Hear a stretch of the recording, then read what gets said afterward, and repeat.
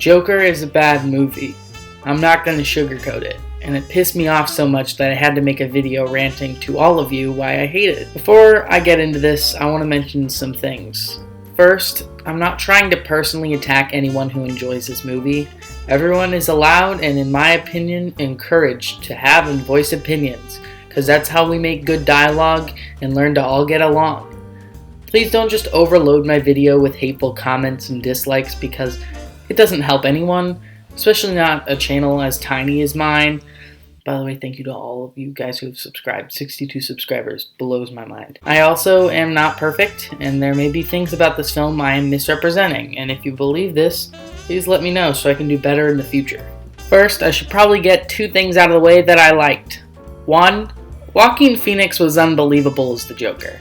He was honestly the only reason I was invested in this film at all. His performance is magnetic. You just want to know what he's gonna do next, and I appreciate that. Two, the music goes hard. It hits, it vibes, it made me forget I was watching a piece of shit.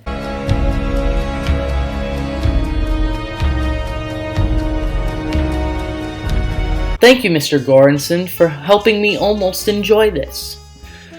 Wow, this movie has one of the worst scripts I've seen/heard in a while. The thing that makes this movie's script so abysmal is that the writers clearly thought this was a masterfully written screenplay. It carries itself like this artistic masterpiece of filmmaking when it's still a comic book movie. There are so many scenes and lines of dialogue that can only be described as utterly pretentious given how idiotic the decisions they made were.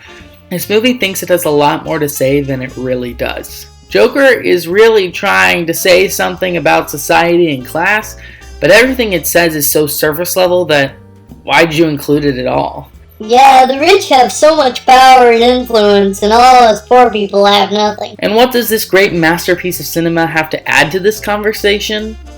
Try absolutely nothing. It really does not develop this idea any further than the basic skeleton of a theme. How about discussing how the violent natures of riots and rebellions can sometimes be counterproductive? How about commenting on the endless cycle of economics that keeps the rich in power and the poor in poverty? Before this film can even develop ideas like this, it's already moved on to the next thing.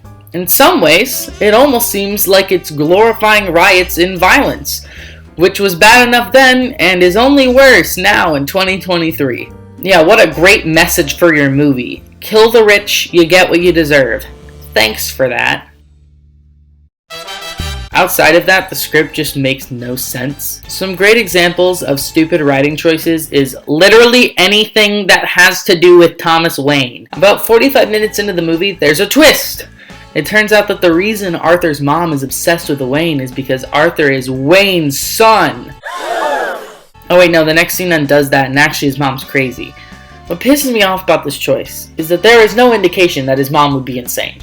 Her obsession with Wayne coming to help her is misguided, but it's not like completely crazy. She used to work for him and believes the generous man of the people philanthropist will help them out of poverty. That's optimism, not insanity. But then the movie just backtracks on everything and tells us, oh, well, actually, she was a bystander to Arthur's abuse, and also Arthur's adopted.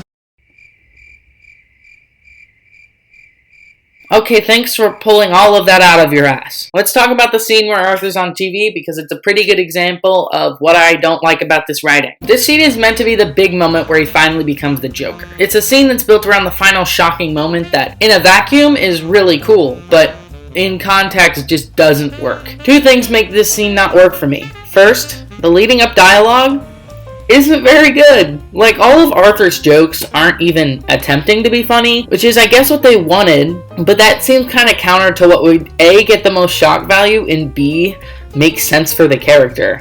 Joker's a funny character. He is the funniest character in Batman. He just makes jokes that really push the boundaries of what you're allowed to say, which is what they tried to do, but this... It's the police, ma'am. Your son's been hit by a drunk driver. He's dead. Is not a funny joke. I feel like if his jokes were actually kind of funny, it would make the audience more comfortable. If done right, this could make the final moment just absolutely a heart stopper. And listen, this line Police, get what you fucking deserve! Is a cool ass line. Or would be if it wasn't the punchline to a terrible setup. What do you get I don't think so. when you cross I think a we're mentally done ill with you, loner George. That's with a it. society that abandons him and treats him like trash? That's just weak writing. You wrote bad, Petey. It's so unsubtle and preachy, and this build-up turns a generally good and passionate line into a fucking meme format. Like, now I can put anything here, and it will work because the dialogue's so bad. And treats him like trash. Call the police, I'll Gene. tell you what you Call get. the police. My point of view, the Jedi are evil.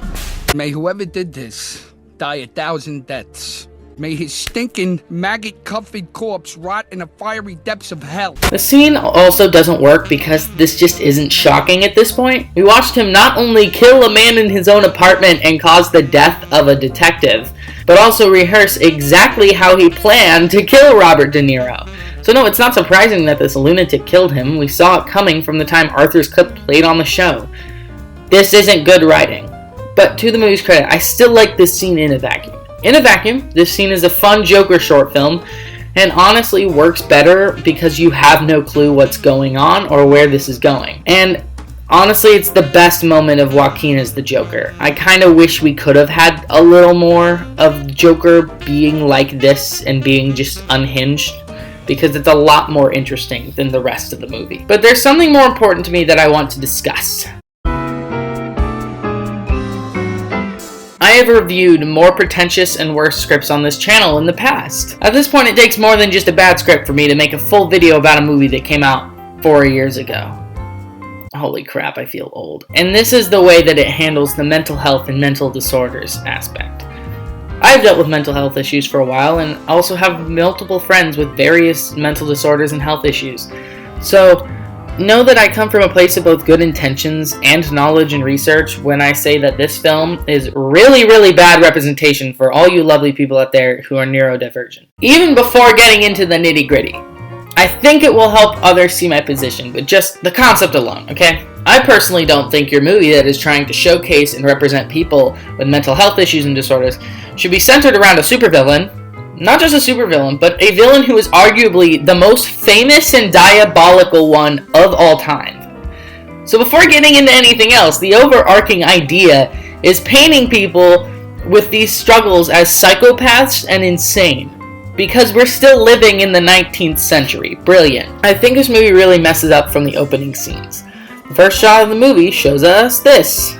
Ah yes, Arthur dressed as a clown. And this caricature continues to act in a stereotypically crazy way. And then we get to the very next scene, where Arthur gets beat up by a bunch of teenagers, and he moves and acts like a cartoon character the entire time.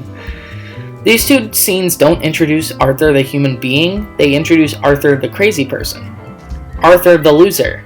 This is the first impression from the audience, and immediately the audience sees him as an insane sad sack cartoon instead of a person with real problems. The next scene is the first scene of Arthur going to therapy. This scene makes it worse. In this scene, the film tells us about Arthur's stay in Arkham before we know much at all about who he is. We know about his stay in a psych ward before we learn that he wants to be a stand-up comedian. The scene also has this interaction. I was wondering if you could ask the doctor to increase my medication. Arthur, you're on 7 different medications. Surely they must be doing something. I just don't want to feel so bad anymore. This might just be my reading on it, but this scene plays off Arthur asking for more meds as an addiction.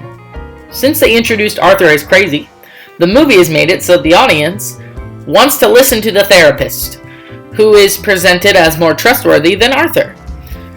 I know people who are on medication for various mental disorders and know that they need more or different meds, sometimes because not every medication and every dosage works for every person.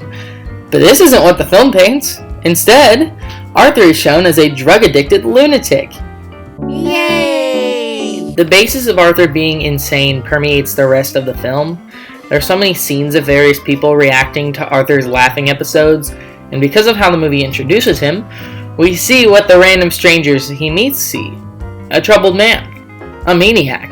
And as the story unfolds, the subtext is that Arthur is becoming his true inner self. You know, a sociopathic murder man. As he begins to stop caring about what people think, and he goes off the meds. The film treats it like he's coming out of his shell and showing he was a psychotic killer the whole time. The film literally attempts to justify Arthur's violent actions using his mental illness, as if it's a valid reason for people to start riots and spontaneously murdering people. This is the worst possible kind of representation for people with mental issues.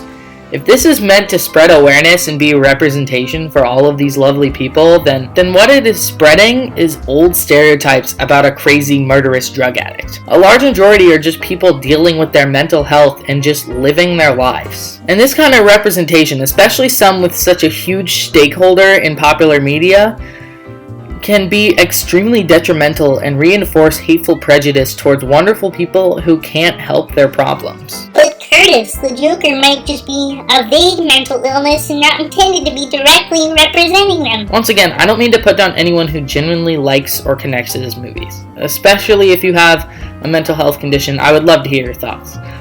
But this is how I feel about the movie. Go watch Batman the Animated Series and laugh your ass off at the real Joker. Thanks for watching. I might get a lot of shit for this one, but I wanted to release it because it was important to me that I shared these thoughts. I'm working on Star Wars video because I really don't like that the only one on my channel, which I don't even think you can access, is that shitty one I made a few years ago. It's bad. Don't watch it. If you can even get to it, like, don't watch it. It's just bad.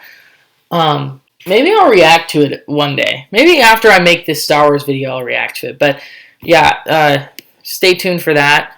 And part 2 of Goosebumps eventually will come out in like 2 or 3 weeks. Thanks for watching. See you next time.